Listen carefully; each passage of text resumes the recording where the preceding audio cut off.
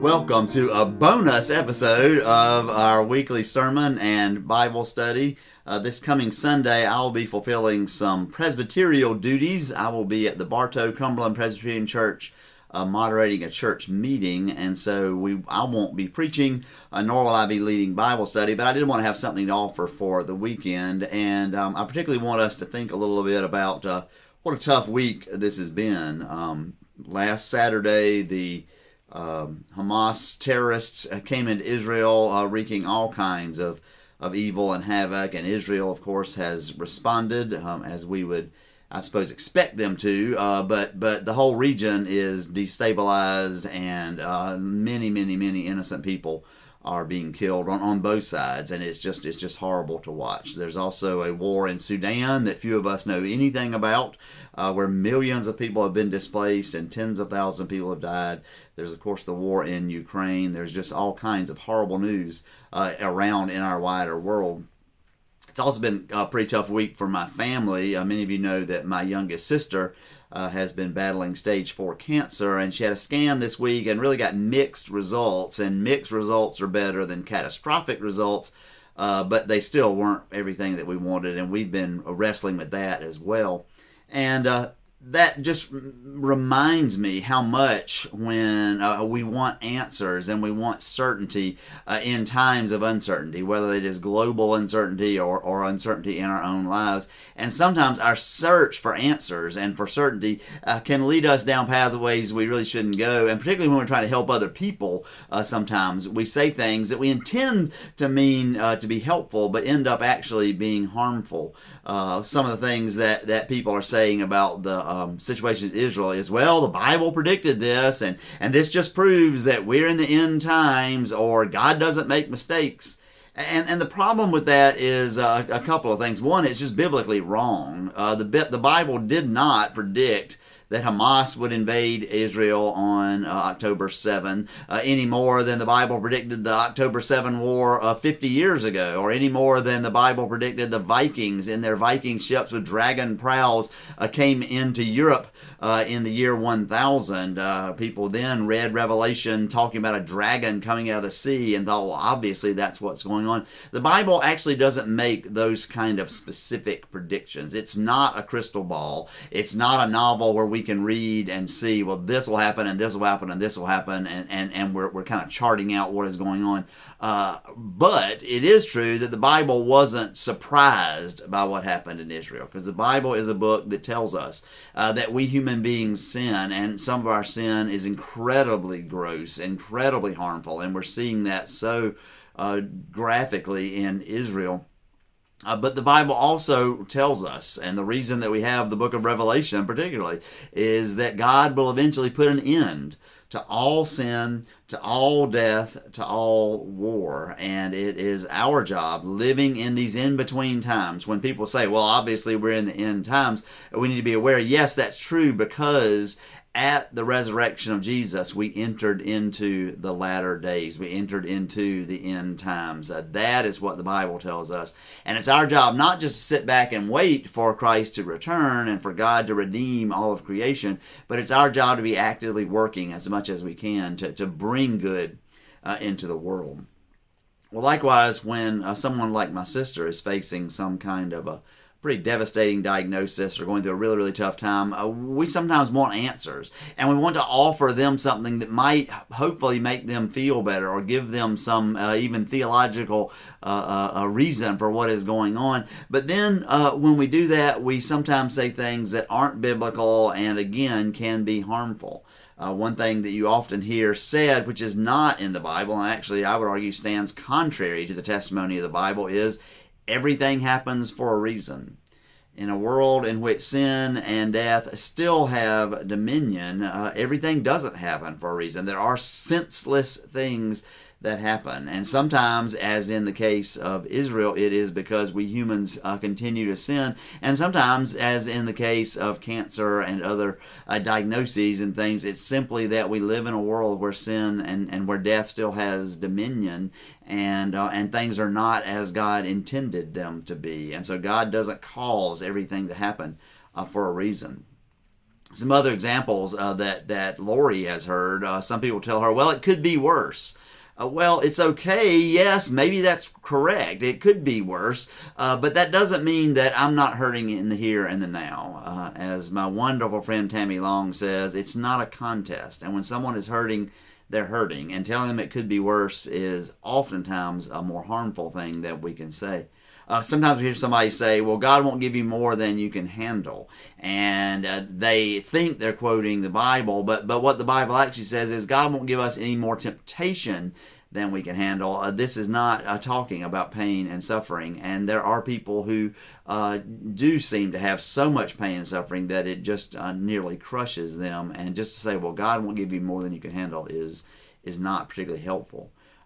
You were made for this moment. God is causing you to suffer so that you can demonstrate to all the rest of us what a faithful life looks like. Well, if that is really true and I was made for this moment, are you saying that God created me just to inflict suffering on me? I don't want to be a sermon illustration then. Let choose somebody else. And there are many others as well, but I don't want to sound critical, because I've said some of these things before in the past as well. Instead, I want to say, well, what do we do instead? And I want to suggest that what we can do is we can lament. In a recent podcast, N.T. Wright said that he was asked to write an article during the pandemic on what were we to do and how should we respond to the pandemic theologically, what was going on. And he decided to write that the first thing we need to do is lament. And our culture doesn't lament well, and you may be surprised because lament we sometimes think just means complaining. But actually what lament is a lament is a prayer. But it is a prayer that arises out of pain and suffering and grief. And it is an incredibly biblical thing to do. There are laments throughout the Bible. There are a number of psalms that are laments. There are the entire book of Lamentations is a book of laments. Lamentations, the word is right there in there. Job laments time and again because it's a prayer to God. God, I don't understand. I'm hurting. Where are you? I'm angry with this person for doing something to me, and what I want is to see them get paid back for what they have done. It is bringing all of our true, raw, honest emotions to God. From the cross, Jesus prayed, my God, why have you forsaken me? And you may know that's actually the first verse in the 22nd Psalm. But from the cross, Jesus is praying, I feel like you've abandoned me, God. Now, if you're like me, you may have grown up and someone said, or you were taught, that this is because Jesus was taking sin upon himself. And when Jesus took sin upon himself, God had to turn away. God had no choice. And that may be the case, but nowhere in the Bible does it actually say that. And for our purposes, particularly today, I want to suggest that Jesus, in his completely 100% human self, he was also 100% divine, but this is his humanity coming out. And all of us, I dare say, have had times when we were in pain and we were suffering and we couldn't experience God. And it wouldn't help for somebody to say, hey, just pray to God or just look to God and God will be there for you, because it just wasn't happening. And it may have taken some time before we got to where that did happen. That's what I think is going on. My God, it feels like you've abandoned me. Why have you abandoned me? Jesus offering out of the Psalms an honest assessment of how he was feeling, and we are allowed to do that as well.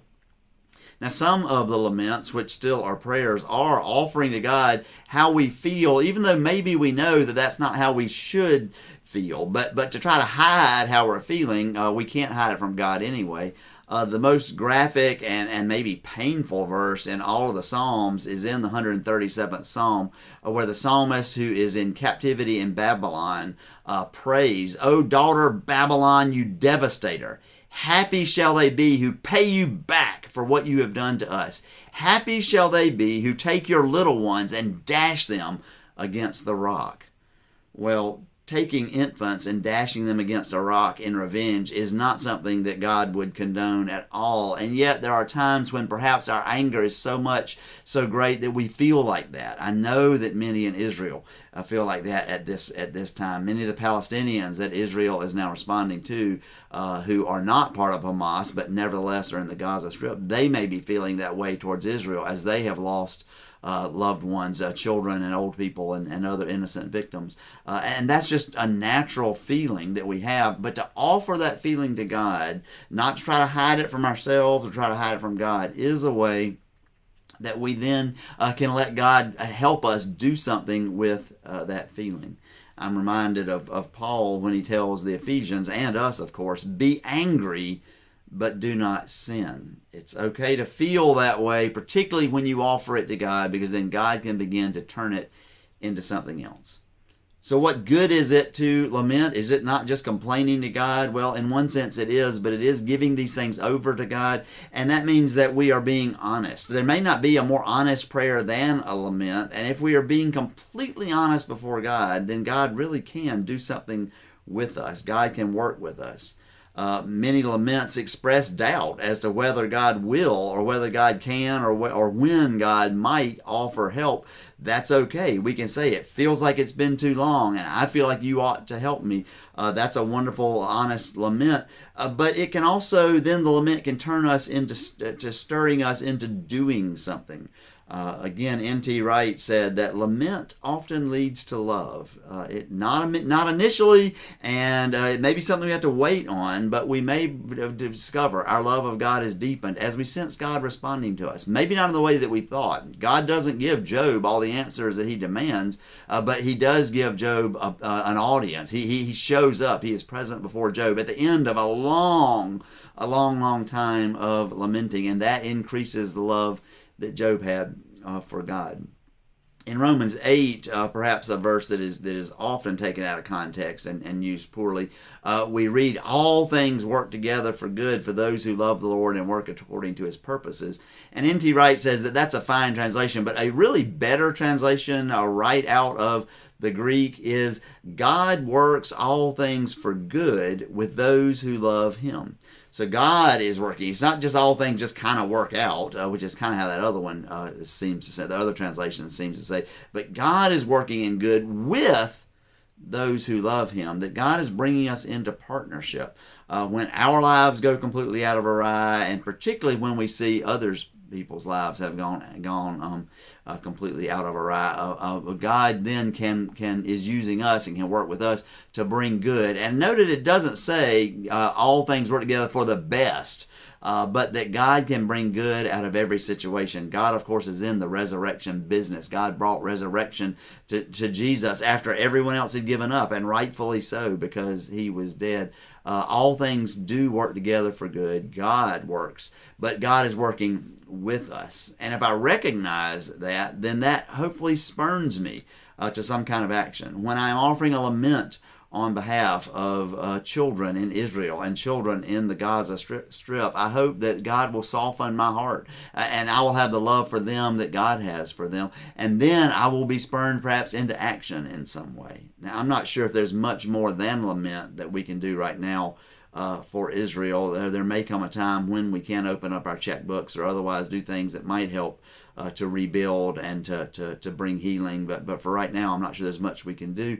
But we all have people in our lives who are in need. My sister Lori sent just an amazing email out this morning to a bunch of friends and family, explaining to those who had not yet heard that this was not the week she wanted. She didn't really get the news that she wanted, and she did some really good lamenting. She and I exchanged a number of texts this week where she was asking hard questions and offering, I think, up all of this honest questions and concerns and fears and anger up to God. And then she has emerged just a little bit from it, and she said this. Let me read this to you. I feel most like myself when I'm doing for others. So I plan to step up my RAK, and RAK is random acts of kindness, but she also noted in the email that our father's initials were RAK. So I'm going to step up my random acts of kindness to not dwell on my situation, but instead enjoy every day while I continue to feel so good. everyone is facing a battle, and some can't fathom having the fan base that I have. And she was using a sports image in there. That's why she calls it a fan base. Can't imagine the fan base that I have. And so maybe you'd like to join me and find those marginalized and offer them a bit of the blessings that have made such an impact on my journey. Lament turns to love, and love can then turn to action, and then we find ourselves working with God to bring good out of even almost impossible situations. And so I invite you to hear the good news from my sister, that she is going to be working on behalf of others as long as she possibly can, and she has let her lament turn into love, and that love turn into action. Let that be true in all of our lives on this day and in the days to come.